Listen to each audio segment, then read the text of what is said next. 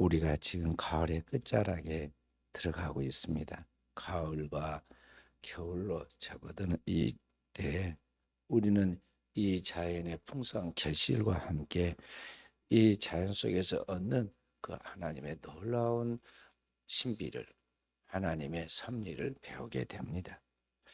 그리고 성경이 우리에게 교훈한 것과 같이 인생은 풀과 같고 그 모든 영광 풀의 꽃과 같은데 풀이 마르고 시든 것 같이 오늘 우리의 인생도 그렇게 끝난다는 것을 알게 됩니다. 그래서 오늘 우리는 이 아름다운 계절의 결실 속에서 우리의 인생도 하나님이 반드시 결산하시는데 그 하나님 앞에서 어떻게 하면 풍성한 결실을 맺을 수 있을까? 내 인생에 후회가 없는 풍성한 결실을 맺으며 나아갈 수 있을까 하는 생각을 하게 됩니다. 주님은 오늘 그 답을 포도나무 비유의 이 말씀을 통해서 우리에게 이야기하고 있습니다. 인류 구원을 위하여 이 땅에 하나님의 구속의 어린 양으로 오신 예수 그리스도가 그의 생애, 구속의 생애를 마무리하실 때 말씀하신 그 마지막 말씀을 다락방 강화라고 말합니다. 다락방에서 말씀하셨다. 다락방 강화라고 하는데 요한복음 13장부터 시작해서 그의 마지막 기도인 17장까지의 말씀 5장의 이야기가 그의 다락방 강화입니다. 주님께서 이 그의 구속의 생애에 마지막으로 길게 설교한 이 하나님의 말씀의 주제가 뭐냐 하면은 성령에 대한 이야기입니다. 성령에 대한 이야기를 길게 하고 있어요. 그러면서 그 성령에 대한 이야기를 하는 중간에 오늘 여기 15장이 바로 그 중간인데 중간에 포도나무 비유 이야기를 해주고 있습니다. 우리가 성령에 대한 이해를 잘 하지 못하니까 이 부분을 확실하게 깨닫게 하기 위해서 하나의 예와 같이 포도나무 비유를 말씀하고 있다는 것이죠. 주님이 하나님의 하나님 대신 우리의 구주신 예수님 누구인가를 말씀할 때 항상 그의 말씀하신 패턴이 있어요. 에고 에이미 나는 무엇이다. 그러니까 요한복음 1장에서 나는 세상의 빛이다. 그렇게 말씀하신 것 같지. 여기는 나는 포도나무다. 그렇게 이야기를 하고 있어요. 나는 포도나무다. 그리고 너희는 그 가지다. 이렇게 말씀하면서 이 포도나무 비유를 이야기하고 있습니다. 그러니까 여기 주님께서 포도원에 포도를 심었는데 그 포도나무에 줄기가 있고 거기서 뻗어나오는 가지가 있고 거기에서 이제 포도 열매가 맺히는데 이 원리를 통해서 성령이 우리와 어떤 관계 속에서 역사하시고 일하시는가, 그리고 우리가 어떻게 하면 포도의 풍성한 결실처럼 우리의 생에 풍성한 결실을 가져올 수 있는가를 지금 이야기해 주고 있다는 것이죠. 자, 포도나무에서 그 줄기가 뻗어 올라가고 거기에서부터 가지가 이제 사방으로 뻗습니다. 그리고 거기에서 잎사귀가 나오고 꽃이 피고 거기에 열매를 맺게 되죠. 가지에서 뻗어나온 그 잎사귀를 통해서 태양의 빛을 받은 그런 이 식물이 광합성 작용을 통해서 거기에서 이제 생명의 교류가 이루어지고 거기에서 열매를 맺게 됩니다. 그런데 이런 모든 것들이 되어질 때 저 깊은 뿌리에서부터 대지에서 뿌리를 내리고 뿌리에서부터 줄기를 통해서 가지로, 그리고 거기에서 잎사귀를 나오고 그 다음에 열매를 맺는 이런 모든 것을 통해서 생명이 흐릅니다. 그 나무에 수액이 흐르고 그 진액의 그런 영향을 공급받은 거기에 끝에 마지막에 풍성한 포도 열매를 맺는 건데 바로 그 생명이 흐르도록 그 모든 것을 역사하는 그 생명의 역사가 뭐냐? 그게 성령이라는 것이죠. 그러니까 우리의 인생이 하나님과 우리와의 관계, 그리고 우리가 주님을 믿을 때 예수 그리스도와 우리의 관계가 마치 우리를 이 땅에 보내신 아버지께서 그리스도와 함께 우리 이 땅에 보내 그분이 농부와 같다면 그 농부가 우리에게 포도를 심어서 거기에 가지가 나오고 열매를 맺게 하시되 그 모든 근원이 하나님이시다면, 하나님이 우리를 위하여 이 땅에 그리스도를 보내셨고 그리스도를 통해서 오늘 우리의 삶에 풍성한 열매를 맺도록 하나님이 역사하신다는 거죠. 그런데 그런 열매를 맺도록 모든 역할을 하신 분이 누구냐? 바로 보혜사 성령이시다, 그런 말이에요. 그래서 이 성령의 절대적인 보호와 인도와 역사가 없이는 오늘 우리가 이 땅에서 하나님이 찾으시는 열매, 하나님이 찾으시는 신령한 열매인 성령의 열매를 맺을 수가 없는 것입니다. 그런 의미에서 여러분과 저는 하나님을 믿는 백성으로서 하나님이 찾으시는, 오늘 여기 8절의 말씀에 너희가 과실을 많이 맺으면 아버지께서 영광을 받으시고 기뻐할 것이라고 그랬는데, 오늘 우리 여러분과 제가 우리 자신을 돌아보면서 과연 내가 이와 같은 하나님의 기쁨이 되는 성령의 열매를 맺고 살아가고 있는가? 우리는 거룩한 부담을 가져야 돼. 오늘 하나님을 믿는 백성으로서 주님과 줄기와 가지처럼 견고하게 하나 되어서 거기에 생명의 풍성한 결실을 맺어야 하는데, 그렇게 되지 못한 것에 대한 거룩한 부담이 내게 있어야 한다는 거죠. 그 신자는 하는 뜻대로 하는 근심, 거룩한 부담이 있어요. 첫째는 그 부담이 뭐냐면 내가 왜 변하지 않는가에 대한, 나에 대한, 내 신앙에 대한 부담이에요. 식물도 자라면서 변화하는데 저 조그만 풀도 자라면서 뭔가 변화가 있는데 왜 나는 지금까지 교회를 다니고 예수를 믿는다 하면서 변하지 않는가에 대한 부담이 있어야 한다. 두 번째 부담은 뭐냐면 내가 몸담고 있는 영적 기관인 교회와 그리고 가정이 변화되어야 하는데 변화가 없다는 것에 대한 부담이 있어요. 하나님이 세우신 두 기관이 있습니다. 하나는 주님의 몸된 교회입니다. 보이는 교회와 보이지 않는 교회가 있는데 이 다 무형의 교회, 유형의 교회가 다 통틀어 주님의 몸입니다. 교회가 있고 눈에 보이는 작은 축소판 교회가 있는데 그게 뭐냐면 오늘 우리의 가정, 성도의 가정입니다. 그렇기 때문에 성도는 자기가 속한 이 두 기관이, 영적 기관이 교회와 가정이 변화해야 하는데 변화되지 않는 것에 대한 부담이 있어야 한다. 정직한 자기 부담이 있어야 돼.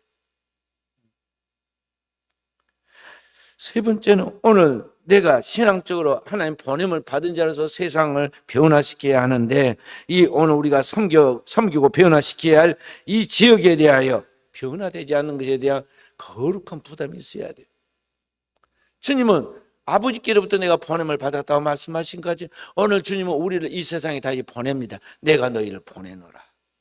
어둠의 세상에 빛이 되도록, 세상에 소금이 되도록 보내노라. 우리를 보냈는데 오늘 우리가 변화되지, 우리를 통해서 변화가 일어나는데 이게 변화되지 않는 부담이 있어야 한다는 거죠.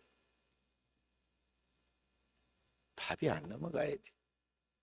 그래서 금식 기도를 하는 거예요. 때로는 잠이 안 와야 돼. 그래서 철야 기도를 하는 거죠. 옛날 우리 선배들이 밥 먹기가 싫어가지고 떼쓰고 밥을 굶고 금식한 게 아니에요. 큰 부담이 있어서 그 소원을 이루려고, 하나님 소원을 이루어드리려고 금식한 거예요. 죽을 각오를 하고 40일 금식 기도하고 그랬단 말이에요. 또 오늘 우리처럼 맨날 허튼 짓을 하다가 신경이 떠가지고 스트레스 번민에 쌓여가지고 불면증이 온 게 아니에요. 그래서 잠 안 오니까 그냥 기도나 하자 그리고 철야기도 간 거 아니다고요. 그러네. 들판에 산에 가서 일하고 지쳐있는 그런 몸이지만 하나님의 은혜를 삼고 하나님 뜻을 이루려고 교회 가가지고 밤을 새워서 찬양하고 기도하고 그렇게 해서 철야기도를 했단 말이에요. 철야기도. 요새 철야기도는 교회 봤어요? 옛날처럼 철야기도란 말이 없어졌어. 왜냐면 밤을 새워서 기도할 자신이 없거든. 그러니까 그냥 금요 기도에 기도. 금요일날 저녁 9시나 되면, 나 10시나 되면, 9시 반이나 되면 막 전화가 저한테 와요. 그래서 제가 기도회 중이라 딱 켜놓고 기도 소리 들으라 얘기해줘요. 소리 듣고, 아, 그러면 기도하는구나, 끊으라 그런 것인데 계속 전화를 합니다. 그래서 내가 문자를 기도 중입니다. 아, 요새도 그렇게 기도합니까? 금요 기도가 있습니까? 교회가 있습니까? 뭐 이래. 한 명이 됐든 두 명이 됐든 하나님 앞에 거룩한 전통을 지켜야지. 주님께서 힘이 맞도록 기도했잖아요.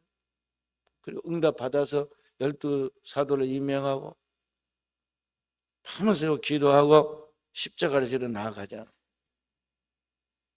근데 우리는 뭐 합니까? 여기에 대한 부담이 있어야 한다는 거예요.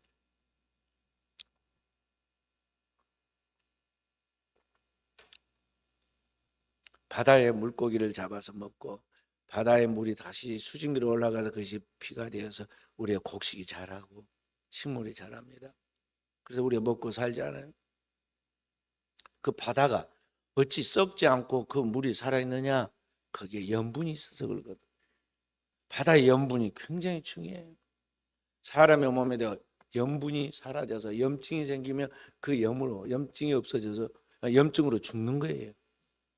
그런데 이 지구 전체를 살리는 이 염분이 바다에 몇 프로 있느냐? 그 많은 바닷물에 3% 있어. 3%. 3%로도 지구를 살리고 생명을 살립니다. 지금 하나님을 믿는 기독교인이 얼마나 많았느냐? 아브라함 시대의 4,000년 전이나 2,000년 전에 초대교회 시대에 비하면 상상도 할 수 없게 많아졌어요.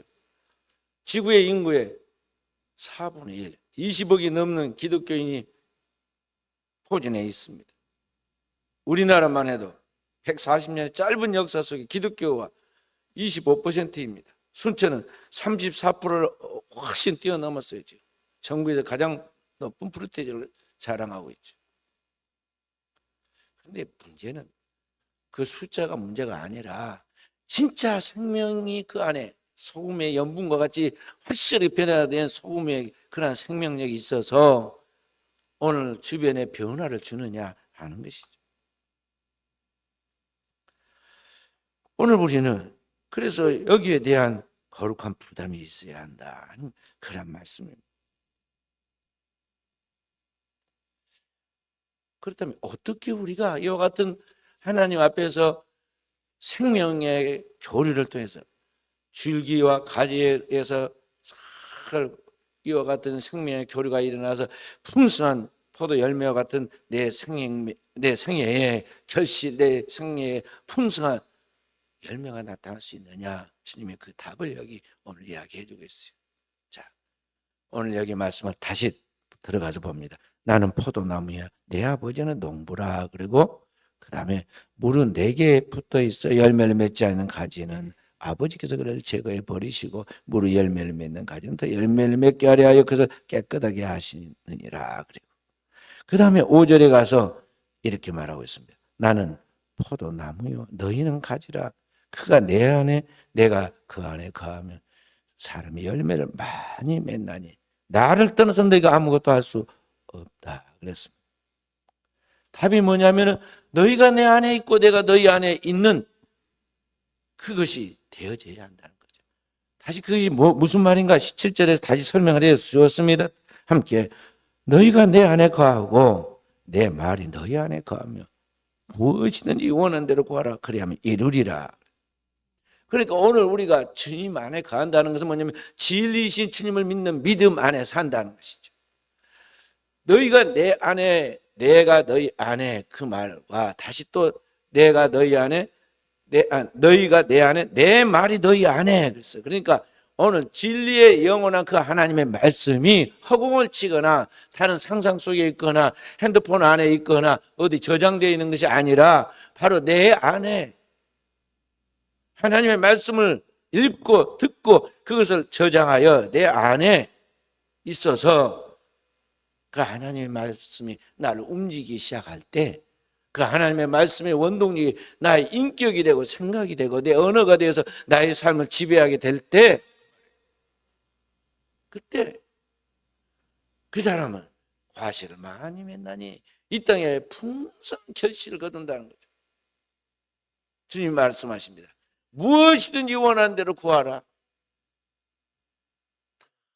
이루어진다는 거죠. 그리고 문제가 뭐냐면 하나님이 인색하신 분이 아니라 하나님께서 우리에게 능력이 없어 축복하지 않는 것이 아니라 문제는 뭐냐면 내가 주님 안에 주님이 내 안에 있는 뭘까요? 진정한 연합.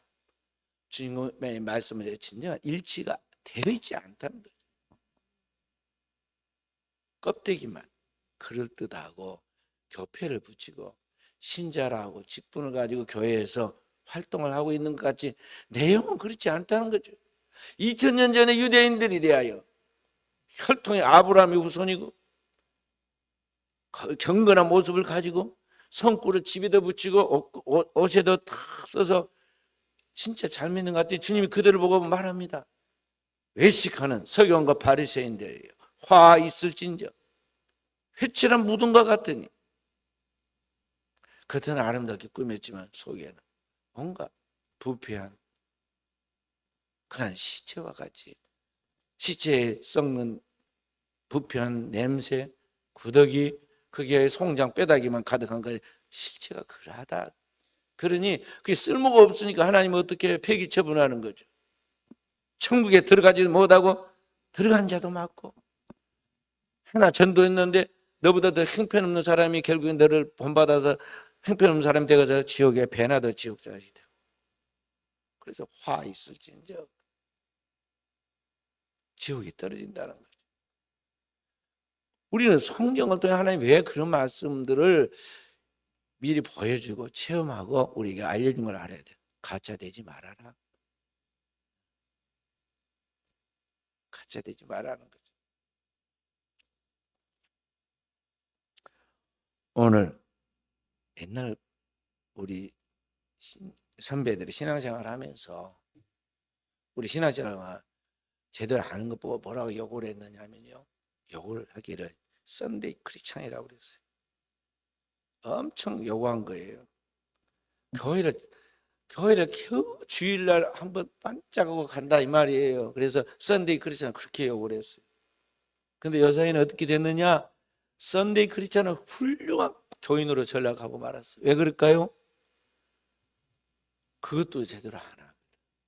먹고 살만하고 생활이 편리하니까 노느라 다른 일에 집중하느라 세상에 있는 것들에 목표를 두고 달려가느라 삶의 우선순위가 바뀌었어.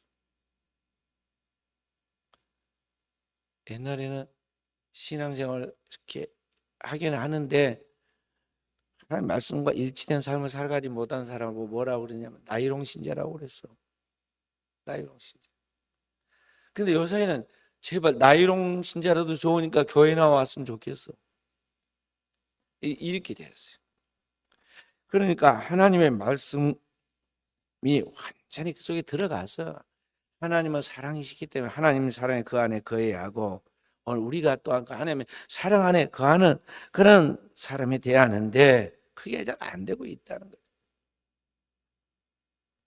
오늘 주님의 모든 말씀을 정리하면 뭐냐면요. 오늘 우리가 주님과 진정한 연합된 삶을 살아야 한다. 그럼 신랑과 신부가 연합하여 한 몸을 이룰지니라 하는 것 같이 신랑 대신 그리스도와 신부 된 성도가 그 진리 안에서 하나를 이루고 자유해야 한다는 것이죠.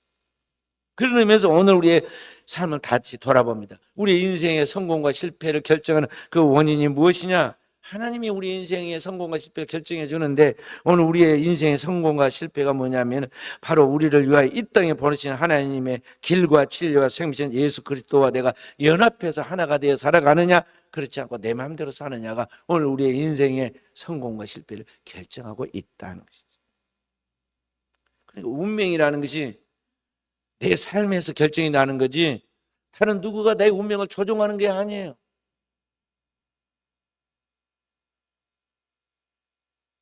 그런 의미에서 우리는 늘 자신을 돌아보고 성찰하고 고민해야 돼. 내가 주님과 연합된 삶을 살아가고 있을까? 왜 나는 밤낮 없이 뛴다고 뛰는데 남은 것은 없고 만족할 만한 결과가 없는가? 성경은 우리에게 그게 뭐냐? 오늘 우리가 주님의 말씀과 일치된 삶을 살지 않고 항상 세상적 가치관을 따라 세상과 짝하여서 세상에 있는 것들을 쫓아서 분리된 삶을, 주님과 분리된 삶을 살고 있기 때문이라는 것을 성경이 오늘 우리에게 가르쳐주고 있다는 것이죠. 그러니 거기에서 어떻게 뿌리가 주님이 되고 줄기가 주님이 되어야 하는데, 주님이 아닌 세상까지 들어왔으니 그 안에서 어떻게 온갖 영양분이, 생명의 수액이, 성령의 교류가 이루어져서 성령의 열매가 맺힐 수 있겠느냐 하는 거죠. 시냇가에 심은 나무가 계절을 쫓아 열매를 맺으며 그 잎사귀가 풀어서 형통한 같이 형통할 수 있겠느냐 이 말이죠. 뿌리가 주님이 아닌데, 주님을 통하여 나오는 진리의 말씀이 교류가 되지 않는데 그게 되겠느냐 하는 거죠. 그래서 오늘 예수 그리스도만이 세상 모든 죄와 허물을 담당하고 영원한 속죄를 이루어서 아버지께로 가는 길과 진리와 생명이신 예수 그리스도만이 절대적인 나의 근본이라는 것을 알고 우리는 주님께 굳게 뿌리를 내리고 붙어 있어야 하는 것입니다. 주님은 우리에게 수고하고 무거운 짐진 자들아, 마태복음 11장 28절부터 3절을 말씀하고 있죠. 수고하고 무거운 짐진 자들아 다 내게로 오라, 내가 너희를 쉬게 하리라. 나는 마음이 온유하고 겸손하니 내게 와서 배우라. 그러면 너희 마음이 쉼을 얻으리니 이는 내 짐은 가볍고 내 교훈은 쉽기 때문이다 그랬어요. 그런데 우리는 주님께 집중하기보다는 세상에 헛된 것에다가 엄청 많은 에너지를 쏟고 나중에 안 되니까 신세 타령을 하기를, 왜 하나님은 나를 사랑하지 않고 나와 함께하지 않고 나를 축복하지 않고 원망을 해.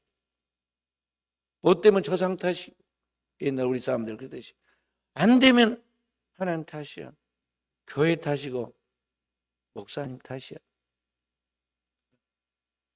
제가 노회장을 했는데요, 잘 해고 마침 막 끝났는데 어떤 하나가 실수를 해가지고 제가 욕을 얻어먹었어요. 뭐 때문에 누구 탓이냐? 노회장 탓이야. 노회장. 제가 덮고 넘어갔습니다. 제가 짊어지고 넘어갔어요. 뒤에 가서 다 끝나고 나서 나중에 그렇게 뭐라고 하는 분한테 내가 설명을 해줬습니다. 깜짝 놀라고 어떻게 그걸 그냥 말하지 않았냐고. 그럼 여러 사람이 곤란해지고 다치고 불편해지니까 내가 바보가 되고 말아야지, 십자가를 져야지. 그래서 그런 거다 내가 이제 이야기해 주죠. 성령의 교훈을 따라. 자, 그래서 오늘 사랑하는 귀한 성도 여러분, 여러분과 제가 주님을 믿을 때 정직하게 믿어야 돼요. 거짓 없는 믿음으로, 선한 양심으로, 깨끗한 마음으로 하나님 앞에서 돌아보고 버려야 할 것, 회개해야 할 것을 철저히 찾아서 그것을 다 누구의 탓을 하거나 환경을 탓하거나 그렇게 하지 않고 내 자신을 놓고 뭘 해야 한다? 진정한 회개를 해야 돼. 진정한 자기 성찰을 통한 회개를 해야 한다는 것이죠. 내가 지금 주님과의 관계가 문제가 있다는 것, 지금 내가 주님과 상관없는 삶을 살고 있어서 주님과의 깊은 관계에 실패하고 있어서 내 안에 성령의 열매와는 정반대의 육체의 열매를 맺어서 오늘 내 인생이 망가지고 있다는 것을, 망가졌다는 것을, 희망이 사라지고 있다는 것을 깨달아야 한다는 거죠. 할렐루야. 갈라디아 5장 19절부터 21절에 사도는 우리에게 이렇게 이야기합니다. 육체의 일은 분명하니 음행과 더러운 것과 호색과 우상 숭배와 술수와 원수 맺는 것과 분쟁과 시기와 분냄과 당짓는 것과 불리함과 이단과 투기와 술 취함과 방탕과 또 그와 같은 것들이라 그랬어요. 내 삶에 이 문제가 어디에 있는 걸 알아야 돼. 내 삶이 왜 망가지고 있는가. 여기에 지금 헛된 것을 쫓아서 시간과 정력과 돈을 다 낭비하고 있었잖아요. 하나님 앞에 헌금하고 감사헌금하고 1년을 지켜주시고 추악하신 하나님 앞에 11조를 아까워하고 헌금하지 않으면서 다른 짓 하는 데는 얼마나 돈을 아낌없이 투자를 합니까? 그렇게 해서 지금 내 인생이 지금 제대로 되어 있는 걸 봐야 하는데 절대 자기를 안 봐. 죄 짓는데 온갖 죄를 짓고 더러운 것과 헛되고 헛된 것을 쫓아서 시간과 것들 낭비하면서 그걸 왜 모르느냐 이 말이에요. 그렇게 해서 어그러지니까 근본이 잘못되니까 뭐가 되느냐? 모든 게 다 이제 만사가 불통하는 거야.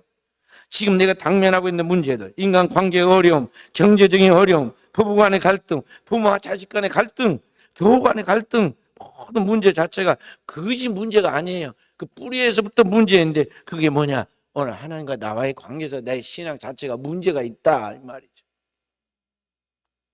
그걸 깨닫고 거짓없는 믿음을 앞에 진정한 눈물 뿌리는 회개가 있어야 돼. 교회는 그 회개하라고 딴 데 가서 이상하게 막 눈물 뿌리고 그러면 사람 초라해져가지고 안 되니까 교회 와서 하나님 앞에 눈물 뿌리고 그렇게 기도해라고 만밀에 기도하는 집인 교회를 준 거 아니에요? 누가 와서 이제 눈물 흘리고 기도하는데 누가 싫어할 사람이 있으면 흉볼 사람이 어디에 있습니까? 거기에 감동이 되죠.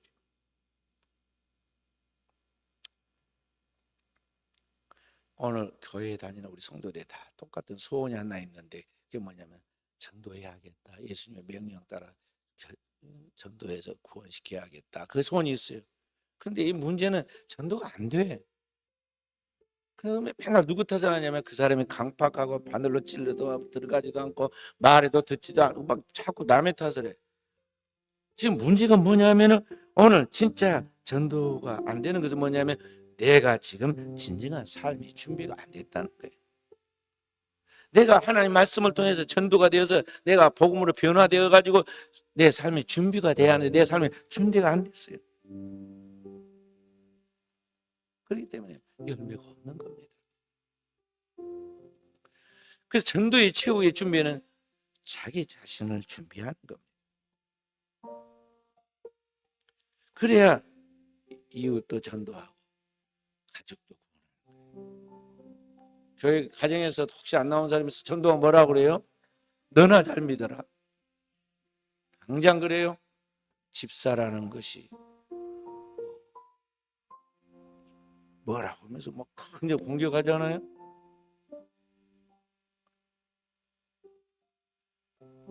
내가 오래 교회를 다녔지만 여전히 주님과 하나 되지 못하고 세상적인 가치관을 가지고 불분명한 삶을 살아가니까 내 안에 주님의 말씀이 완전히 인격과 믿음으로 통일되어야 하는데 그렇게 하지 못하고 여전히 세상과 세상에 있는 것들 쫓아 욕망을 따라 살아가는 혼합된 삶을 살아가고 있으니까 내 삶의 표적이 단 한 가지도 없어. 진정한 믿는 사람은 믿는 자에게 이런 표적이 따르느냐는 그 표적이 따르거든요. 감기 하나도 못 돼. 얼마나 우리가 무력한가를 보라 이 말이죠. 그래서 이 세상 사람들을 그렇게 하니까 뭐 다 그렇게 믿는데요, 다 그렇게 교회 다니는데 그러지 말아요. 왜 안 좋은 것을 자꾸 본을 받으려고 그래?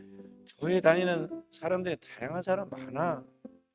저 인생 막장에 가 있는 교도소에 가면 참 믿는 사람들처럼 보이는 목사, 장로, 집사, 권사, 교회 다니는 사람 3분의 그 재소자의 3분의 1이 다 교인이야. 밖에 사이도 마찬가지고 교회 안에 들어와 있는 사람들 지금 붙잡혀서 안 들어가서 그렇지 똑같다니까요. 여기에도 경제사범도 들어와 있고 온갖 난잡한 사람도 있고 다 있어. 여기에도 오늘 교회 다니면서 예수 믿는 것을 좀 더 세상적인 많은 이익을 보려는 이익의 재료로 삼고 들어와서 있는 사람도 있다니까요. 그런 사람들 수두룩해. 교회를 안수 집사라고 그러는데 몇 년 동안 동교를 안 다니고 이리저리 돌아다니면서 교회 갔다 오고 정치하고 다닌 사람이 있었는데 기본 신앙의 기본도 몰라가지고 뭘 우선순위를 했는지 모르고 건들건들한 사람을 제가 안 되겠다 싶어가지고 시간 보내 장로 총회 모였을 때 우리 노예 장로총회 모였을 때 내가 한 번도 그런 말 하는 사람이 아닌데 부지런했어요. 지도자들은 뭐 했습니까? 어떻게 예배 드리기 전에 건들건들 와가지고 정치 홍보하고 자기 자랑하고, 그리고는 예배 드리러 나온 사람들 그 중앙을 쫙 가로지르면서 그냥 들어가게 하느냐, 가르쳐야지. 장로들이, 집사들은. 그리고 교회 담임 목사가 가르쳐야지. 가르쳤습니다. 신앙생활이 지금 모든 것을 이익의 재료로 생각하고 교회에 오는 게 뭐냐면, 정치하는 사람들은 저 사람의 머릿수가 몇 명인데 그게 표가 나야 표가 몇 표가 되겠다, 이런 계산으로 오는 거죠. 장사하는 사람도 마찬가지고. 주님을 믿는 진정한 목적, 그리고 교회에서 섬기어서 직분을 받는 목적, 교회에서 활동하고 있는 모든 것들이 참 하나님의 은혜 가운데서 내가 받은 은혜, 구속의 은혜, 받은 사랑, 그 축복이 너무 크기 때문에 그 하나님 앞에 응답하는, 보답하는 자세로 하나님의 영광을 위하여, 주님이 나를 위하여 죽으신 것이 나도 주님의 영광을 위하여 죽으려는, 죽으면 죽으라는 자세로 나가는, 이게 신앙이지. 이게 안 돼 있는 게 오늘의 이 신앙의 현 주소다는 거죠. 그래서 오늘 우리는 회개한 사람으로서 항상 어떻게 생각하냐면, 내가 죽어야 교회가 살고, 내가 살면 교회가 죽는다 생각하고, 우리는 내가 지금까지 교회가 안 된 것은, 가정이 복음 안 되는 것은, 오늘 우리 주변이 변화 안 되는 것은 다 누구 탓이다? 내 탓이다라고 진정한 통일을 통하여 하나님의 은혜를 회복하도록 주께 기도해야겠습니다. 그래서 한문으로 아생 교회사, 내가 살면 교회가 죽고 아사 교회생, 그래. 내가 죽으면 교회가 산다, 주님이 산다는 거죠. 그래서 사도 바울은 갈라디아 2장 20절에 이렇게 말했습니다. 갈라디아 2장 20절, 내가 그리스도와 함께 십자가에 못 박혔나니 그런즉 이제 내가 산 것 아니요 내 안에 그리스도께서 사신 것이라. 이제 내가 육체 가운데 사는 것은 나를 위하여 자기 몸을 버리신 그리스도를 믿는 믿음 안에서 사는 것이라. 그래서 오늘 사랑하는 귀한 성도 여러분, 여러분과 제가 이제 주님과 연합하여 굳게 붙어 있으므로 나를 통해서 주님의 생명의 풍성한 열매가 맺는 역사가 있도록 깨어있는 종들이 되어야겠습니다. 그래서 주님 오늘 우리에게 내 안에 거하라 그랬어요. 오늘 거한다, 이 말은 헬라어로 메노, 요한복음에만 여기 오늘 15장에만 내 안에 거하라, 메노라는 말 11번 나오고, 복음서에 40번 나오고, 요한이 썼던 요한 서신도 속에 27번이나 나옵니다. 메노, 오늘 주님 안에 거하라, 그 말이죠. 주님 안에 거한다는 그 말은 바로 주님을 내가 구주로 받아들인다는 것이고, 그 주님을 지속적으로 믿고 지켜나간다는 것이고, 믿음 안에서 온전하게 복종한다는 뜻이에요. 그렇게 오늘 우리가 주님 안에 거하는 삶을 살아갈 때 하나님의 나라의 평화가 헬라어로 에이레네라고 합니다. 하나님의 나라의 영원한 평화가 우리 가운데 다 임하게 되고, 하나님의 영원한 나라의 평안과 함께 하나님의 은혜가 우리의 영과 혼과 육을 흘러넘쳐서 모든 만물을 다스리게 되는 것입니다. 여기에 하나님의 진정한 영원한 축복이 있고, 여기에 하나님의 영광이 있습니다. 오늘도 그 축복이 우리 사람 모든 성도에게 주어지기를 주님의 이름으로 축원드립니다.